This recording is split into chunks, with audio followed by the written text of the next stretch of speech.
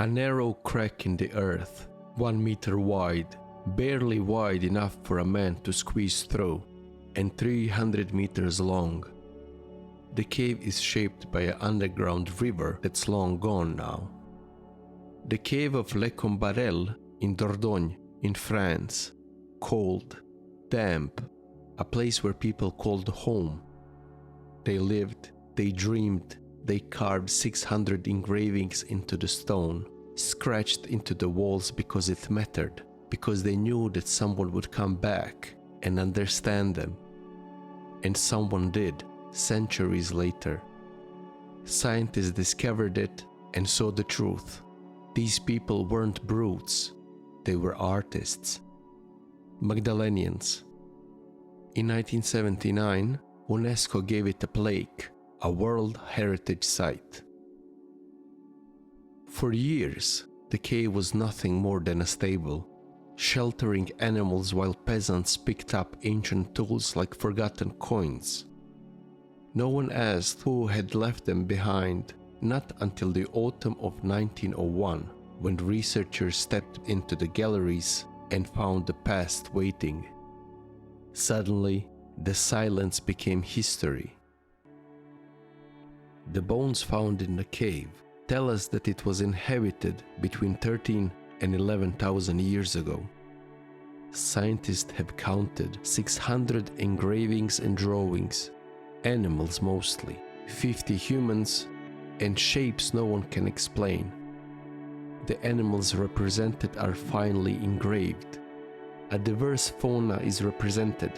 Horses are the most common, alone, in herds, moving together, and the reindeer are drawn with quite precision, one of them bending to drink water.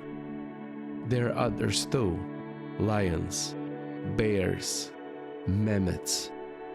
The marks they left are still there, mostly tectiforms, like a memory held in stone. Beneath the overhanging rock stands an old stone farmhouse. The house serves the guides and holds the remnants of what once was, a display of tools and fragments of life. At the cave entrance, they found Magdalenian blades, each one simple, precise, and necessary. The cave is shaped like a letter Z. On its walls, a horse running, beautifully drawn by the artist with just a few lines. A human face, simplified, smiling. Many of the images in Les Combarelles are enigmatic, but I think this is some kind of a surreal image of a horse and a stag. One engraving has only parts of a bison. One looks like a deer, yet it has a tail of a horse. A mammoth with the big tusks. A strange, nightmarish creature. A head of a deer. It reminds me of cartoons when I was a child. The following are drawings of the cave engravings. I will give you a few moments to enjoy them.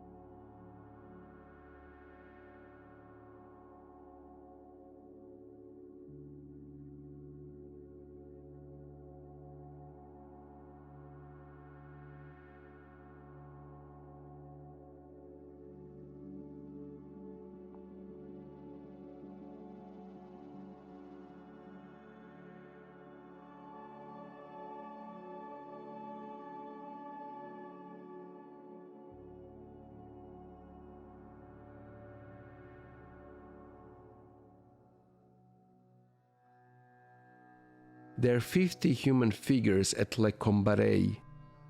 They always showed up with animals, as some desperate attempt to capture the moment for us. It's rare, so many human figures in one cave.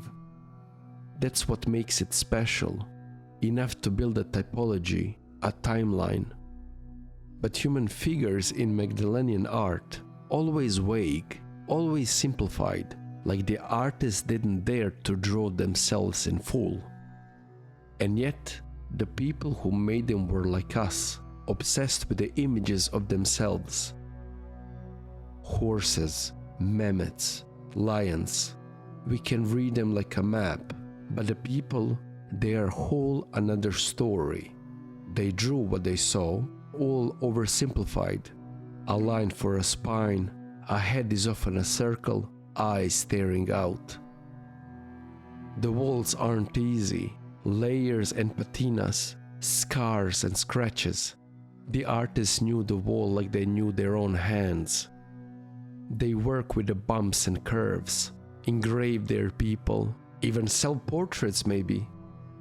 The cave didn't just hold art, it is part of the art.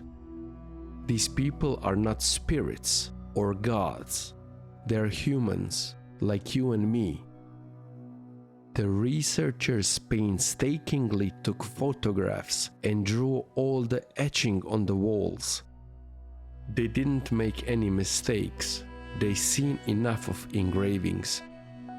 Figures are barely there, etched by people who try to capture a moment, or expression, or movement.